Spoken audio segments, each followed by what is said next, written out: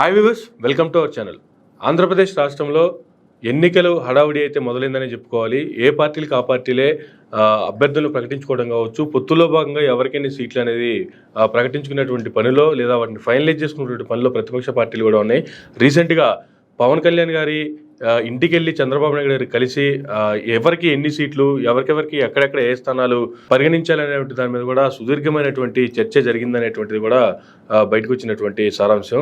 So ఈ విషయాలపై మనతో మాట్లాడడానికి ప్రముఖ జ్యోతిష శాస్త్ర నిపుణులు జీవీఎల్ఎన్ చార్లీ గారు మనతో ఉన్నారు. వారిని అడిగి మరిన్ని విషయాలు తెలుసుకుందాం. నమస్తే గురుగారు. ఏంటి ఆంధ్రప్రదేశ్ రాష్ట్రంలో 2024 ముఖ చిత్రం, ఎన్నికల ముఖ చిత్రం ఏ విధంగా ఉండబోతుందంటే ఏం చెప్తారు? శ్రీ గురుభ్యో నమః. పొలిటికల్ ఆస్ట్రాలజీలో భాగంగా గతంలో మనం ఇదే ఛానల్లో కొన్ని వినూత్నమైనటువంటి అంశాలు చెప్పుకోవచ్చు. అవును గురుగారు. సో 107 సీట్లతో ప్రభుత్వం, వైసీపీ ప్రభుత్వమే అక్కడ స్థాపించబడుతుందని. సో అధినేత వైనాట్ 175 అనడంలో మనం ఎక్కడ తప్పు పట్టకూడదు. ఏ పార్టీ అయినా ఏ అధినేతకైనా అదే ఉంటుంది కదా. అది రాజ్యాంగ విరుద్ధమైనా కూడా 175 గెలిస్తే రీఎలక్షన్ అవుతుంది. ఒక ప్రతిపక్షం కూడా ఉండాలి. ఓకే. సో ఆ లాజిక్ పబ్లిక్ తొందరగా ఆలోచించరు. రెండోది, చాలామంది నాకు వైసీపీ సిద్ధాంతిగాను ముద్ర వేసేశారు. అంటే నిజాలు చెప్తుంటే కూడా నిజాలు ప్రజలకు నచ్చట్లేదు. ఉదాహరణకి తెలంగాణలో ఉన్నటువంటి ప్రముఖ జ్యోతిష్యులందరూ కూడా కోసం మీరు చూసుంటారు, చాలా ట్రోల్ అయినాయి. అవును గురుజీ. ఏం జరిగిందంటారు? జ్యోతిష్యం ఫెయిల్ అయింది కదా. 100% అందరూ బీఆర్ఎస్ఏ వస్తుంది అధికారంలోకి, హ్యాట్రిక్ కొట్టబోతుంది అనేటువంటిది చెప్పారు. కానీ ఆ తర్వాత విపరీతమైనటువంటి ట్రోల్స్, పండితులంతా చెప్పేయన్ని అబద్ధాలేనా, ఇవన్నీ నమ్మొచ్చా, అంటే ఇక్కడ ఎవరిని నమ్మాలి ఎవరిని నమ్మొద్దు అనేది కూడా బాగా ట్రోల్స్ అవుతున్నాయి ఆఫ్టర్ రిజల్ట్. కాబట్టి మహామహులందరూ కూడా నా ట్రాప్లో పడ్డారు. ఎందుకు వాళ్ళందరినీ ట్రాప్ చేయాల్సిన అవసరం వచ్చింది మీకు? ఎందుకంటే జ్యోతిష్యం అనేటువంటి ఒక పేరు పెట్టుకొని గురుగారు దాని ఒక మెడలో ఒక ట్యాగ్ వేసుకొని అడ్డగోలుగా ధన సంపాదనే ప్రధాన ధ్యేయంగా పెట్టుకుని శాస్త్రాన్ని నవ్వులు పాలు చేస్తున్న వ్యక్తులని నేను నవ్వులు పాలు చేశానండి 100%. వాస్తవంగా ఇటువంటి కామెంట్లు చేయకూడదు అనుకోండి, కానీ కొన్ని ఇటువంటి రన్ అవుతున్నాయి సోషల్ మీడియాలో కావచ్చు, సొసైటీలో కావచ్చు. అంటే ఇక్కడ నిజాలే అంటారు ఇవన్నీ మీరు అన్నట్టుగా. జ్యోతిష్య శాస్త్రం ఫెయిల్ కాదండి ఎప్పుడు కూడా. జ్యోతిష్యుడు ఫెయిల్ అవుతాడు అంతే కదా. శాస్త్రం అనేది ఎవర్ గ్రీన్ కదా, అది ఊహకు అందనటువంటిది. ఇక్కడ నేను కూడా బీఆర్ఎస్ పార్టీ గెలిచి చెప్పిన వ్యక్తిలో ప్రథముడు నేనే. అందరూ నన్ను అనుసరించారు. సో ఫర్ దట్ వీళ్ళందరూ ట్రాప్లో వేయడానికి ఎవరైతే అబద్ధాలు చెప్తున్నారో అదొక కారణం. ఓకే. అయితే నేను నిష్పక్షపాతంగా నేను ఒప్పుకున్నాను, నేను చేసిన ప్రొటెక్షన్ తప్పు అయింది, భవిష్యత్తులో తెలంగాణకు సంబంధించినటువంటి రాజకీయ చర్చలు నేను చేయను అని. I'm also political analyst, guruji. Ground రియాలిటీలో ఉన్న వ్యక్తిని నేను. 175 నియోజకవర్గాలు తిరిగిన వ్యక్తిని ఆంధ్రప్రదేశ్లో. ఓకే. 50 లక్షల ఓటింగ్ ఉన్నటువంటి బ్రాహ్మణ కమ్యూనిటీని లీడ్ చేయగలిగినటువంటి అనలిస్ట్ నేను, గురూజీ. సో నరసింహాచార్యులు ఇటు పక్క వెళితే బ్రాహ్మణ సంఘాలు 30% భాగం అటు పక్క వెళ్తాయి. సో న్యూట్రల్ ఓట్ అంతా మాది. ఓకే. కాకపోతే జ్యోతిష్యం నాకు ఆయుధం. అట్లా అని చెప్పి ఎక్కడ జ్యోతిష్యాన్ని ఎక్కడ నెగ్లెక్ట్ చేయను. గురూజీ. కొన్ని సందర్భాల్లో ఒక సామెత ఉన్నది, అదేంటంటే అది అశ్వత్థామ తక్కుంజరహ. అవును. ఆ ఫార్ములా ఉపయోగించాను నేను తెలంగాణలో. నేను వాడిన ఫార్ములా ఏదంటే అశ్వత్థామ తక్కుంజరహ. దానికి అన్ని ఛానల్స్లో క్లారిఫికేషన్ ఇచ్చుకొచ్చా. మనకు కూడా మనం ఇచ్చిన తర్వాత మనం ఏపీకి వెళదాం. సంక్షేమం, అభివృద్ధి, ఈ రెండు ప్రభుత్వాలకు ఉన్నటువంటి పెను సవాళ్ళు.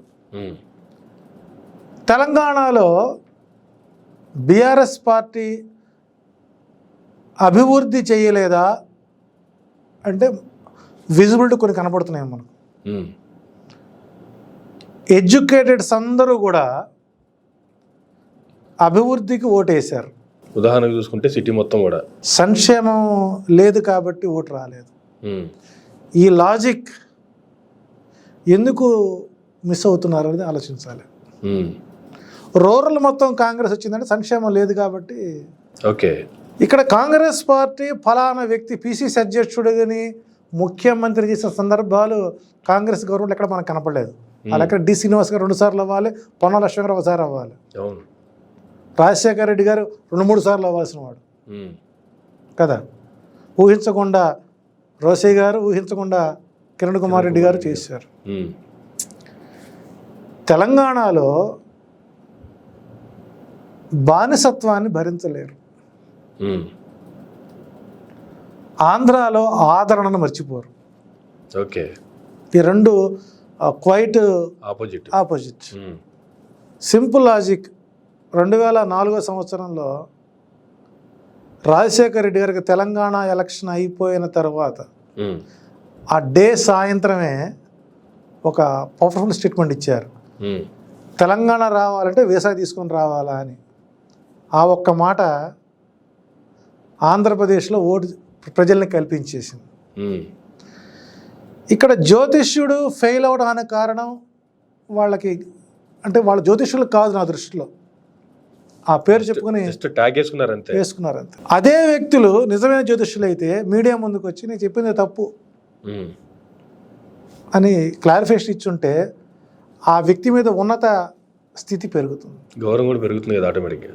బళ్ళ గణేష్ గారి మాదిరిగా నేను నాలుగు కోసుకుంటాను మెడ కోసుకుంటాను అని చెప్పి అన్న వ్యక్తి మాట దాటేసినప్పుడు, రేపు నేను తప్పు చెప్పినప్పుడు నా తప్పును ఒప్పుకోకపోతే రేపు నన్ను అతన్ని కలిపి ఒకే ట్యాగ్లను తీసుకొస్తారు. నన్ను ట్రోల్ చేశారు సార్. కాబట్టి భావ స్వేచ్ఛ ప్రకటన అందరికీ ఉంటుంది, తప్పు లేదు. వారి నాయకుడు కించపరిస్తే అవి మనం వస్తాయి.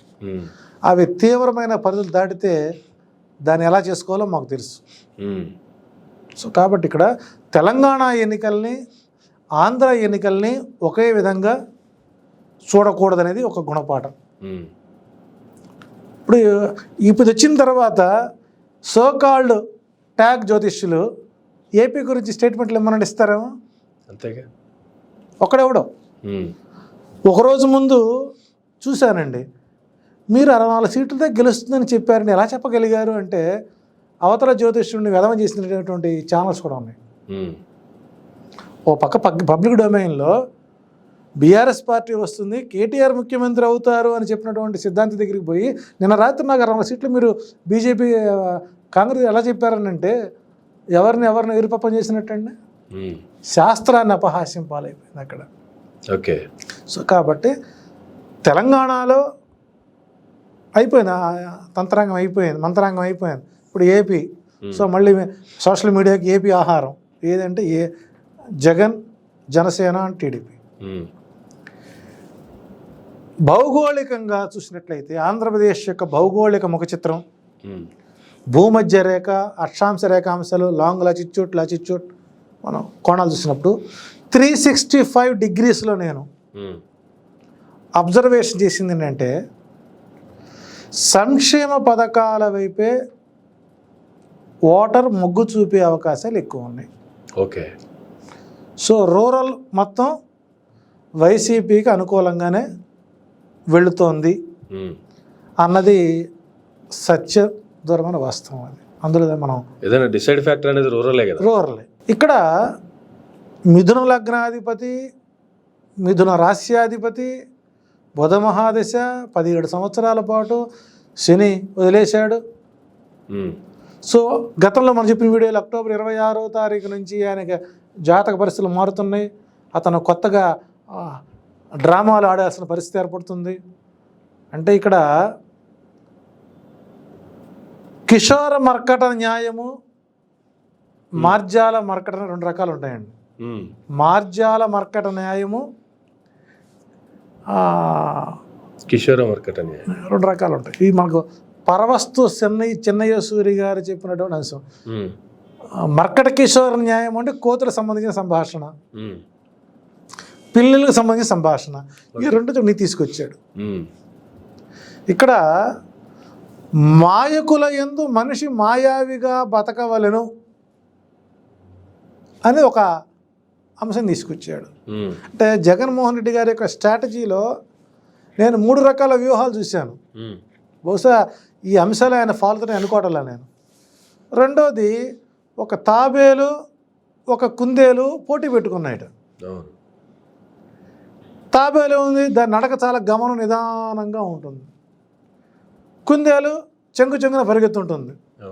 ఆ చెంగున పరిగెత్తేటువంటి కుందేలు తాబేలు దగ్గరికి వచ్చి, తాబేలా ఓ బేలా అని ఎగతాళి చేస్తూ, నువ్వు నాతో పోటీగా పడగలవా అని కుందేలు తాబేలుని అడిగిందట. ఓ దాందేముంది, నేను పోటీ పడతాను, నా కర్మని అనుభవిస్తాను, నాకు పోటీ చేస్తాను సిద్ధపడింది. ఆ సిద్ధపడిన సందర్భంలో ఈ కుందేలు అనుకుందట, దీనికి బాగుందా, ఇది ఎప్పటికి వచ్చి చచ్చాను అని నేరుగా పరిగెత్తుకుంటూ పోయి మధ్యలో ఒక మంచి హోటల్లో మంచి ఫుడ్ తిని కాసేపు పడుకుందట. ఆ పడుకున్న అదును చూసినటువంటి తాబేలు తన శక్తి మొత్తాన్ని కూడగట్టుకొని గమ్యస్థానానికి చేరి, ఓ కుందేలా, నేనే నీకంటే ముందు వచ్చాను అందట. దీన్ని బట్టి ఇక్కడ కుందేలు ఎవరు, తాబేలు ఎవరు? మీ అంచనా ప్రకారం చూస్తే కుందేలు చంద్రబాబు నాయుడు, తాబేలు జగన్మోహన్ రెడ్డి. 45,000 అనుభవం ముందు, 4 సంవత్సరాల అనుభవం ముందు పరిగెడుతుంది. సంక్షేమంలో కావచ్చు, సీట్ల విషయంలో కావచ్చు. ఈ లాజిక్ని రాజకీయాన్ని గుర్తుపెట్టుకోవాలి. మాయకుల యందు మనిషి మాయావిగా బతకవలెను అన్నాడు. స్ట్రాటజికల్గా ఉపయోగించాడు మంగళగిరి మీద. మనం ఇదే స్టూడియోలో నారా లోకేష్ గారి పాదయాత్ర మంగళగిరి నుంచి అర్ధాంతరంగా ముగిసే అవకాశాలు ఉంటాయి అని చెప్పుకున్నాం. అది ఓపెన్గా ఉన్నటువంటి స్టేట్మెంట్, అది ఎక్కడే బీరుబాలేదు. ఇక్కడ గెలుపుని సాధించడం కోసం, విజయాన్ని సాధించడం కోసం, విజయమో వీర స్వర్గము అనేటువంటి యోధుడు రణరంగంలో నా వాళ్ళు. ఆ రోజున మనకు భారతం అప్పుడు మనకు కెమెరాలు లేవు.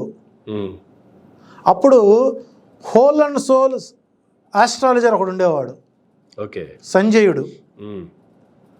ధృతరాష్ట్ర దగ్గర కూర్చున్నాడు. నేను ధృతరాష్ట్రుని, మీరు సంజయులు. ప్రస్తుతం ప్లేస్ సంజయ, ధర్మక్షేత్రే కురుక్షేత్రే సమవేతాయుత్సవ మామకా పాండవా చైవ కిం కుర్వత సంజయ అని అడిగాడు. సంజయుడు as a big reporter and big analyst. అంతకు మించినటువంటి అనలిస్టులు మనకు ఎవరు దొరకరు, అంతే కదా, దొరకరు. అప్పుడు సంజయ్ చెబుతాడు మహాభారత సంగ్రహం ఏం జరుగుతుంది అనేది. అట్లాగే యుద్ధానికి వెళ్ళేవాడు రణరంగంలో తన కుటుంబ సభ్యులు మరణిస్తున్నా కూడా, ఒక్కొక్కరు జారుతున్నా కూడా, తాను విజయం వైపు అంచులకు వెళ్ళడానికి ఎన్ని ప్రయత్నాలు చేయాలో అన్ని ప్రయత్నాలు చేస్తున్నాను అని చెప్పడానికి the right result Mangalagiri. Okay, Alla Ramakrishna Reddy చేత రాజీనామా చేయించి ఒక తన క్యాడర్కి ఒక సంకేతం పంపించాడు. ఆ సంకేతం పంపించినటువంటి దాంట్లోనే మొత్తం ఉచ్చులో పడింది ఎవరంటే టీడీపీ, జనసేన కలెక్ట్ అయిపోయారు.